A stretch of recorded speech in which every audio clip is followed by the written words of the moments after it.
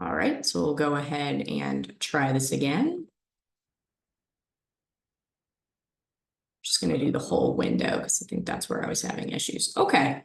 All right, guys. Well, thank you so much for being here. And again, my apologies for the delay with the handshake link error here. But yeah, thank you so much for being here. My name is Christina Cardona, and I'm the coordinator for internships and career programming at Rockefeller College. And we are going to talk today about cover letters and how to start. So just going to make my screen a bit smaller here. And as I said before, feel free to interrupt with any questions, raise your hand, use the raise hand feature, and so on here. So I'm just going to do from the beginning. And yeah, so we'll go into cover letters and how to start. So just want to give a little bit of an intro of cover letters.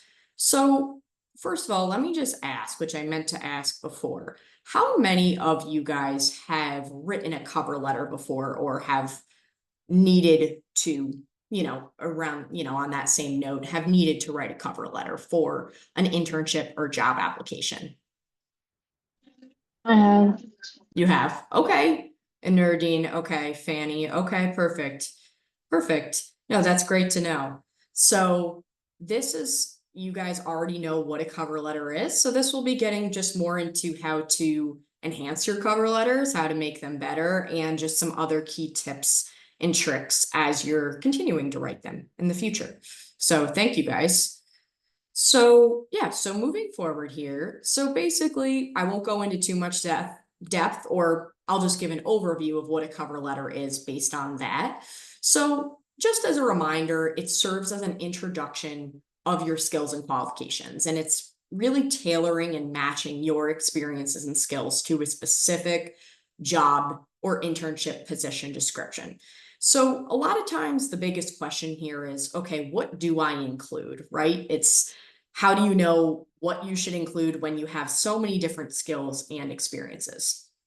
So what's the most important to do, especially with cover letters, because it's only a page and we'll get into the formatting after, is that you don't want to just list everything that you've done. You really want to also focus on, again, just that specific position description, right? So, and how to tailor your skills and experiences to that specific position you're applying for. And that's why every cover letter that you write should not be the same. So with the cover letter too, you want to remember that you're proving an argument about why you in particular are the best candidate. You know, in job applications, for internship applications, there's so many, especially now with being able to submit cover letters and resumes digitally.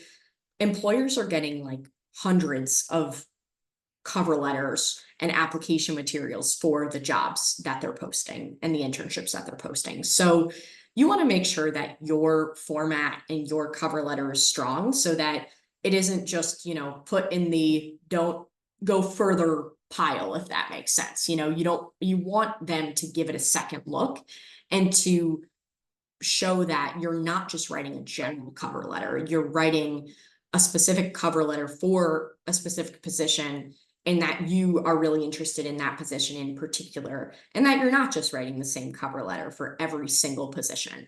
So another key point just to mention is you want to make sure that you're not, even if it says cover letter optional, which a lot of times it will, it can be a really helpful edge and tool for applications. So you've got your resume, you have any other materials that they might ask for, but it doesn't hurt to just show by writing a cover letter your further interest and commitment to that specific position. And we'll talk about this more in a second, but you want to focus on using the START technique. So situation, task, action, result, and takeaway. And we use this approach just to show, and not only just to show, but to craft your cover letter so that your body paragraphs where you're talking about your skills and experiences are specific to each position you're applying for, and that you don't start listing a laundry list of accomplishments and skills that, while they are great, they may not be as relevant or mentioned in that position description in particular. So does that make sense before we move on? Yep. Yeah. Okay. All right. Thank you guys. So moving on here, what we'll do is go to the next slide. So I like using these cover letter checklists just, and again, these slides will be emailed with the recording after the session. So you want to just be able to, like I said before, make sure that it's one page formatting wise, and that you have your address and your contact information at the top of the cover letter. And we also use a cover letter handbook, and we have all of those handbooks on our Rockefeller College Career Services website, and that's in the resources at the end of this presentation, so that we have samples in there. We have really just more details and examples following how to write a cover letter. We have an entire cover letter handbook devoted to that. And that will show you cover letter samples so that you can see how your address is formatted, how the employer address is formatted, the date, your salutation or your greeting, and your signature. And we have some samples of that in this presentation as well. So we also have, for the cover letter, you know, formatting wise, you've got your original formatting tips, but then you have your intro paragraph. So what you want to focus on is these 4 skills or 4 key pieces. Because again, it can be easy to think like, okay, what do I want to focus on?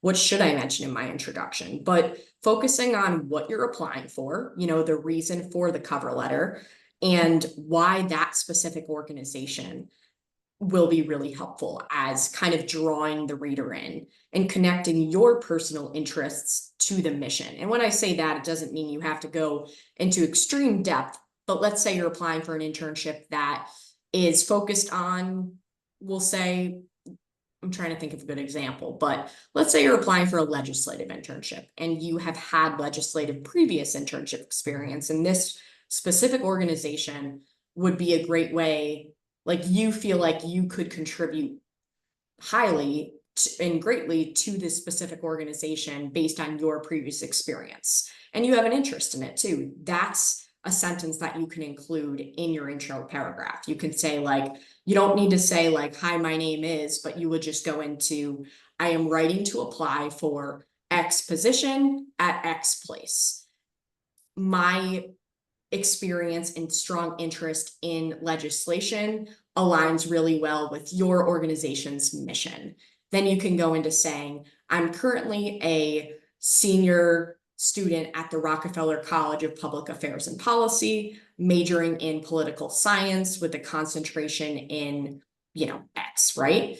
And then you can mention, okay, for the end, there's the thesis statement. What key skills, and you'll think about this as you're writing your 4th sentence of your intro paragraph, like what key skills are you going to be providing examples for in those start paragraphs? And again, you're essentially proving an argument as to what would make you a strong candidate and what makes you stand out. So going off of that, you know, you're going into, and did you have a question, Nerdine? No. Oh, sorry. I didn't know for a second. I thought it was, I thought I saw a question. My bad. So then you'll go into your middle paragraphs, like I said, your start paragraphs. And I have some examples in this presentation that show what makes up a good start paragraph. And that being said, you want to be focusing on not just like you think, you know, you don't want to just make blanket statements that aren't backed up by examples that match the job description. And for some examples of what you can talk about, it might be work, it might be extracurricular organizations you're involved in that are relevant to the position you're applying for. And like I mentioned before, you don't want to just repeat everything on your resume, because again, I'm sure you have plenty of skills and experiences that are great, but that's also why you have, not just why you have your resume, because of course you want to tailor your resume too, but focusing just on what's fitting the job, you know, because that's what they're going to be looking at in your cover letter. And it also just shows concise writing as well, and why you would make a good fit for the role. So I always wrap up my body paragraphs and my middle paragraphs. And again, like I said, we'll see a couple examples of kind of tying each concluding middle paragraph to the intro thesis statement. So saying like, I believe my experience with or like, I believe my strong communication and collaboration skills would make me an ideal fit for X position, and that would be following a paragraph that you just provided examples of that. And of course, making sure it's connecting to the position itself. But it's again showing that you're tailoring it to the thesis statement and to the position description. And of course, why you would be a good fit for the role backed up by evidence. So we usually say about 2 to 3 paragraphs for your body paragraphs or your middle paragraphs are a good rule of thumb. I would say if you have 2, that's great because again, it's a page. But if you happen to have shorter paragraphs and you have the room, you could provide a 3rd middle paragraph. And then for your last paragraph or your conclusion, you don't want to be providing new information. You don't want to be going into another like story or narrative. You want to be focusing on summarizing what you've discussed, your key skills, reiterating your interest in this specific position you're applying for, and mentioning how they can contact you. You can say something like, I can be contacted at the information listed above. I would be interested in an interview opportunity. Thank you for your time and consideration of my application. It doesn't have to be super in depth, but you want to make sure you touch on those pieces so that you're showing your appreciation and showing that you'd like to, again, move forward, right? So any questions about that? That's like these main 4 structure pieces, the format, of course, your intro paragraph, middle paragraph, and last paragraph are the breakdown of the cover letter. And feel free to, like I said, ask questions at the end if that's better as well. So we already went over this, but about not having the same cover letter for each position. But again, you want to make sure that you're personalizing your cover letter for each specific role and reading the position description, the qualifications, etc. And also you don't need to mention like, please see my resume or resume attached. You don't need to mention that, just as a side note. You don't have to say that in your cover letter, especially if they're asking you, which they're definitely going to ask you to submit a resume separate from your cover letter. And again, just using the START method, being action-oriented to emphasize your skills and accomplishments, just as you would on your resume, using the active, not passive voice. And I have some examples of that, which we'll go into in the next few slides. But also just making sure that you're focusing on not just what you will gain, because if you're writing to apply for a position, they kind of know already that you want that position, right? You don't need to say like, this would be a great opportunity for me. You want to focus on what can you provide them? Like, why would you be a good fit? And why would your experience make you the best candidate? And then we have on the previous slide, but just for your own reference on a separate slide, the cover letter format and guidelines. And making sure that it's legible, that you're proofreading, watching your margin size, and again, just keeping in mind these professional writing, standards. And then we've already gone over this, but like the headings, which is where you provide your contact information and the employer contact information as well, which again, we have examples in the cover letter handbook. And then the intro paragraph, body paragraphs, closing paragraph, and your signature. So like I just mentioned, this is an example of a heading, right? So like you could either put, just as you would on your resume, your contact information underneath your name, or you could list it on the left side like it does here. Like you can view these as 2 separate examples, right? And I know this one where it says Stephen Smith isn't showing a date too. But on the left side, when you see 99 Homestead Ave, it's showing the student address, student, city, state, and zip code, email and phone number, the date, and then the name of the employer and their contact info. And just as a side note, even if you're submitting your cover letter online electronically, it's still really helpful if you happen to see their mailing address, even if you're just submitting it electronically and listing it out, just as, it does here. And then these are just a couple examples of how you should be addressing the person that you are writing to. So, for example, you could say if there's no specific name of a person when you're applying and there's no name like at the bottom of the job description or the posting, you could say, let's say it's an internship. You could say, dear internship coordinator. If let's say in this case, Mary Smith was the person, you could say, dear Ms. Smith, if it's made clear that that is who is the person it should be addressed to. What it says under here on the next bullet of these should never be used is that, of course, when you say hi, that's very informal. You want to address it with dear, and then also you don't know if Ms. Smith is a Mrs. or a Miss, so that's why we use Ms. as just a general rule of thumb, right? And then also, you don't want to say like to whom it may concern, because that's just not very, specific, right? As to who, that you're writing the letter to, right? And like, same thing with dear sir, same idea.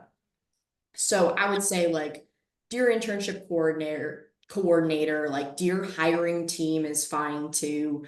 If there's a name, you can mention that, but just making sure that it's like professional and that you're using the context clues that you can to determine how you should address your cover letter. Oops, hang on one second. So just over here, we already talked about the introductory paragraph. So I won't go over this just because we already went over it, but just for your own reference, you'll have these slides as you're working on your cover letter.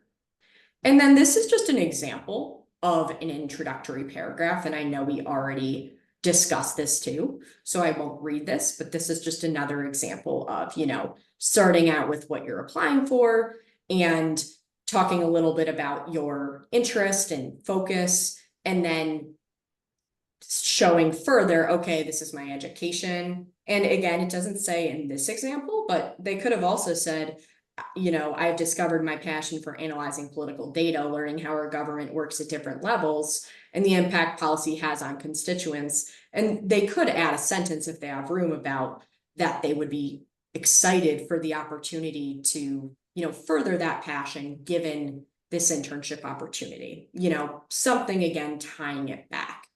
So, but in this case, for this specific internship, they've likely already read the job description and seen that their passion aligns with the position description. So they can also leave it as this as well, talking about education in the next paragraph and what their thesis statement is and tying that back to the internship itself. And so we already discussed this as well, but just showing, not telling, using the START technique, using specific examples. And I mentioned this before too, but like rather, you don't want to just state something with no support or evidence. So if the job or position requires or mentions like leadership skills, instead of saying like, I am a good leader, you could, of course, ask yourself, is leadership mentioned in this position description? And if it's not, then look at what is highlighted in the qualifications. But then also, is the assertion supported by examples? You could say something like, currently I'm an intern at X organization.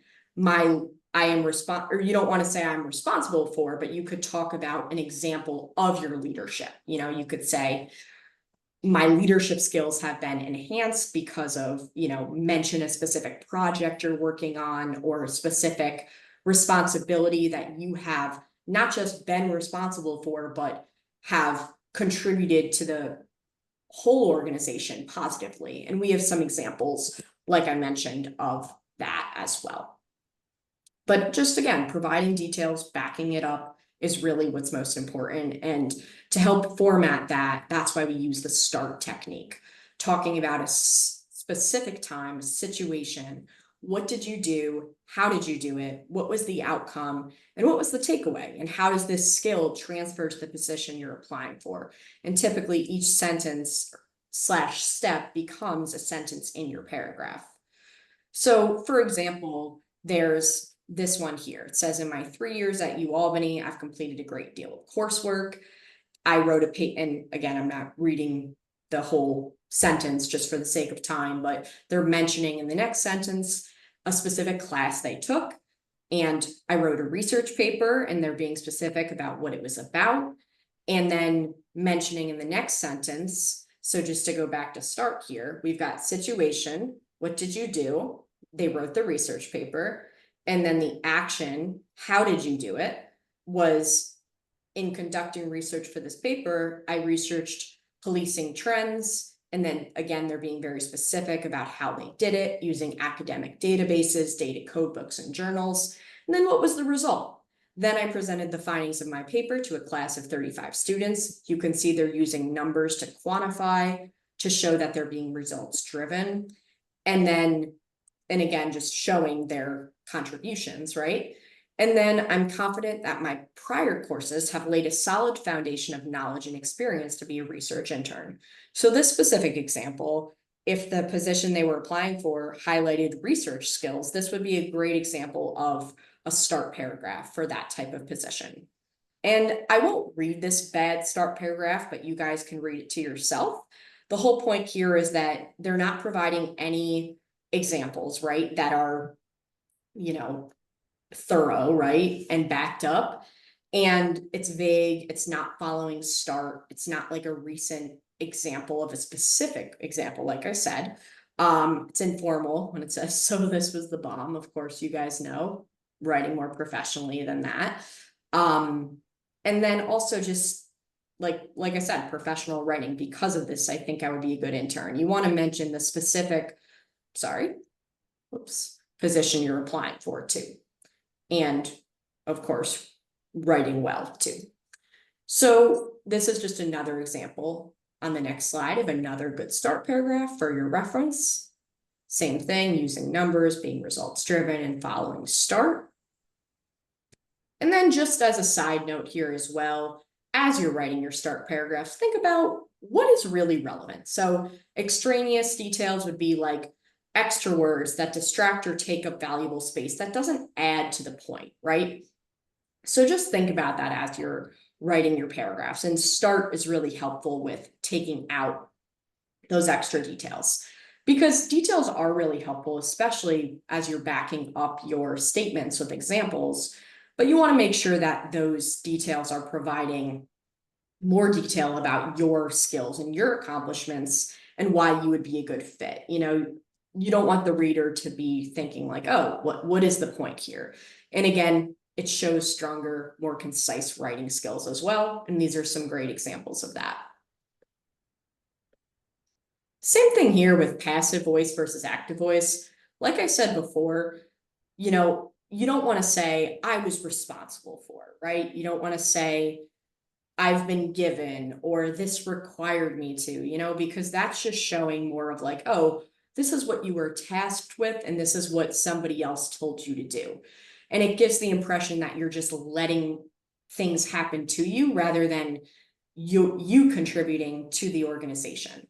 So by using active voice and using those strong action verbs like we talk about in our resumes, in the resume handbook as well, is showing what did you contribute? Like, as a result, I improved my communication skills. You could mention that at the end of your paragraph and then make sure you're connecting it to the thesis statement.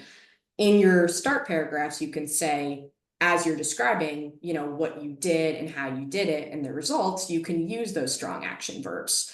I created a PowerPoint, I organized, right? And talk about what you learned and just what you did again, rather than what you were assigned to do.